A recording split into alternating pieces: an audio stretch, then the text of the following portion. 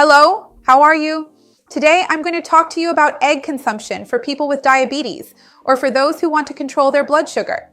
Many people who have diabetes, prediabetes, or want to lower their blood sugar ask me if eggs are recommended foods or if we need to be careful with the amount we consume. I'm going to talk about all of this in the video, and I'll even give you some very important tips for you to pay attention to. Stay with me until the end because you won't want to miss it. If you love tips on nutrition, health, and fitness, you're going to love this channel. So go ahead and subscribe. Remember to turn on the notification bell to get updates. I have new videos every day. You're going to love them. So let's start talking more about the relationship between egg consumption and blood sugar control and health for those with diabetes. If you like topics related to diabetes, like how to control diabetes and how to lower blood sugar, go ahead and leave a like so I know you enjoyed it. And take the opportunity to share this video with anyone you know who lives with diabetes and needs to lower their blood sugar. Let's help more people here through the channel because that's what I want. And remember that I have a playlist here talking more about blood sugar with lots of great tips on how to better control your blood sugar. I'll leave it down below in the description for you. Tell me if you have diabetes, if your blood sugar is high, if you usually eat eggs. Let me know down below in the comments how many eggs you usually eat per day or per week. And how do you usually eat them in your daily life? Is it mostly boiled eggs, fried eggs, or do you use eggs more in other recipes? Let me know down below, because knowing this, I can bring more videos to help you, including more recipes to add variety to your daily routine.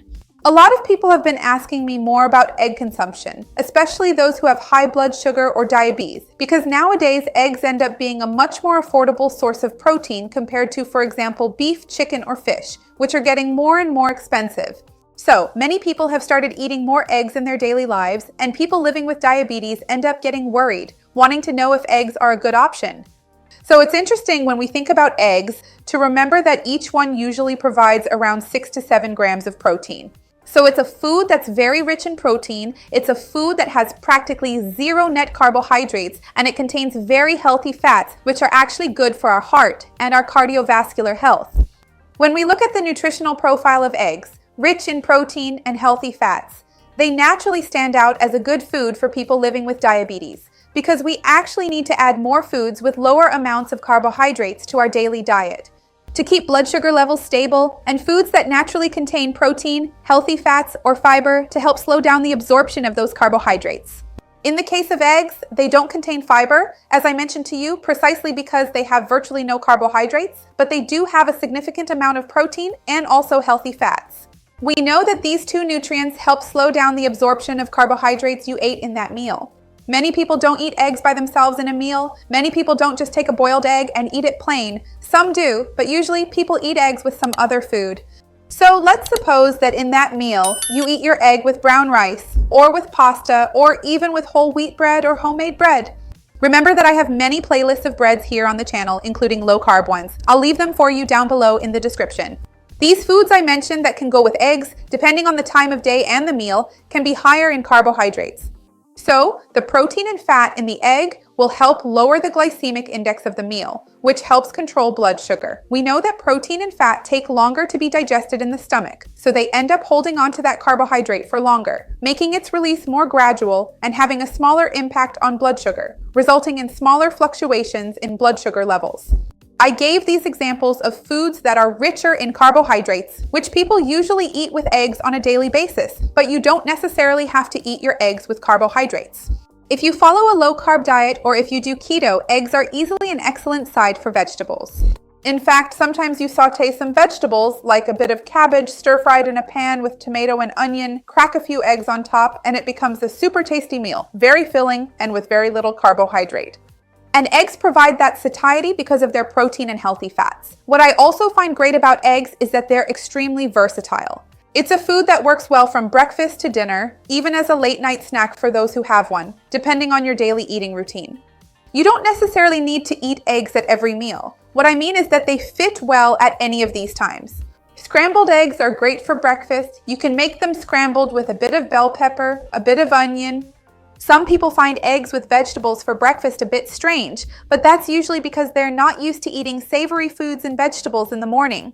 But if you give it a try, I'm sure you'll love it. I'll even leave a recipe in the description for a delicious omelet I make, low in carbs, which might inspire you to make your own omelets at home. And eggs are also great, as I mentioned, for lunch and dinner. They can definitely be an excellent alternative to chicken, beef, or fish. In fact, I have a video here that I made recently where I talk more about what would happen if your only source of protein was eggs, if the only place you got your daily protein was from eggs. And I'll leave that video in the description because it's great. Remember that eggs can also be part of your spread for making a sandwich. They can be used in a healthy mayonnaise, in a spread, or even chopped up in a salad. So once again, they're super versatile for both big and small meals. Many people worry about cholesterol, and with good reason, because we know that people living with diabetes or dealing with high blood sugar levels really need to be extra careful about the amount of fat that circulates in their blood and how it can affect their overall health. That's because it's important for cholesterol to be even lower due to the risk of associated cardiovascular diseases, which we know is real. But it's important to point out that more and more studies are showing that it's not the cholesterol in food itself that raises your endogenous cholesterol. Most of the cholesterol circulating in our bodies is produced by our own liver, and it's closely related to the amount of saturated fat and trans fat present in the diet. And eggs don't have a significant amount of saturated fat, and they don't contain any trans fat. So it's really important for us to understand this. Of course, there are some people who are genetically predisposed to have higher cholesterol, and they also need to be careful with dietary cholesterol. Remember that I have a video here on the channel talking more about whether eggs raise cholesterol or not, with lots of tips and information on how many to eat per week. I'll leave the link down below in the description in case you're interested, so this video doesn't get too long. Still talking about fat, which is naturally present in the egg yolk, it's worth mentioning that if you want to consume less fat in your daily diet, you can use only egg whites. This can be a more interesting option if you have a more restricted diet and have genetically related issues, like higher genetic cholesterol. Remember that pure egg whites can be a good option for you because they're basically pure protein. And also remember that nowadays there are some special eggs where omega-3 is given to the chickens either through feed or supplements, and the chicken's eggs end up being rich in omega-3 as well, which is an extremely healthy fat, highly recommended for people with high blood sugar for those with diabetes. So it's an anti-inflammatory fat, very good for our health, and can be a good option. The taste is a little different and it's a bit more expensive, but if you can add it to your diet, it will definitely be better for your health. Just pay attention when you're eating your eggs, when you're preparing them, because it's always better to have boiled eggs or scrambled eggs without adding any kind of fat. Because most people add fats that aren't that healthy to cook eggs, like soybean oil, canola oil, for example. Remember that I have a video here on the channel talking about the best and worst oils for cooking. I'll leave it down below in the description. Remember that you can also make a fried egg in the microwave. You can crack your egg into a glass or plastic container, poke a hole in the yolk, add salt, and put it in the microwave for about 40 seconds to 1 minute. Check if the yolk is cooked, because it depends on the power of your microwave. You don't need to add any kind of oil or fat because remember that these fats are bad for your health, especially for those living with diabetes. So be careful with how you prepare a food that is already naturally so healthy. Remember that I have some playlists here on the channel that can help you, including one with egg recipes where the egg is the star, the main character of the recipe. I also have recipes recommended for people living with diabetes, which are lower in carbohydrates, have more fiber, provide more satiety, and I also have low-carb recipes in a broader sense.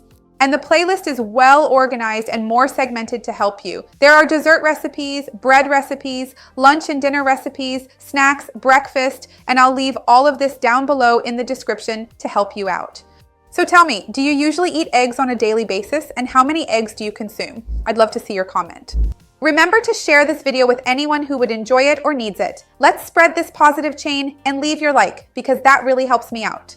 See you next time. Bye.